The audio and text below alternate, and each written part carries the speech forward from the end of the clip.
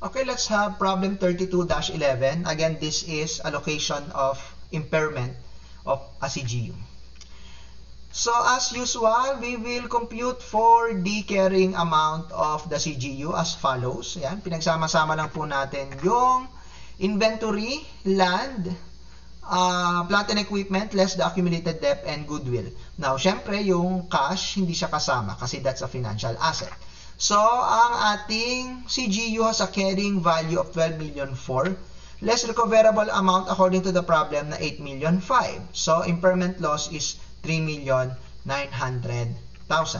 Now, how do we allocate this 3,900,000? May goodwill ba tayo? Merong 1,000,000.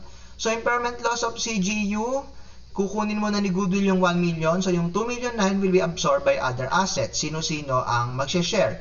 Plant and equipment, land, yun lang.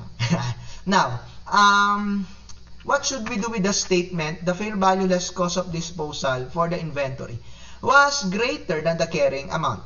So, ang inventory po kasi, ang kanyang measurement will be guided by PAS2. So, itong statement na to, kung gusto, ang implication lang niya is i-reduce mo yung inventory to its lower of net realizable value and cost. Pero ang gagamitin mo is PAS2. So, ang implication, hindi mo pa rin siya isasama dun sa allocation dito kasi yung kanyang impairment will be guided by PAS2. So, ang maghahati pa rin sa impairment, ayun lang plant and equipment and land, 75%, 25%. Saan ko ba nakuha yan? Okay. Ito, nakita ko dito. So, land kasi is 2,000,005, plant and equipment, 7,000,005. So, kinonvert ko lang sa percentage, 25, 75. So, yun po yung allocation nila. So, yun po.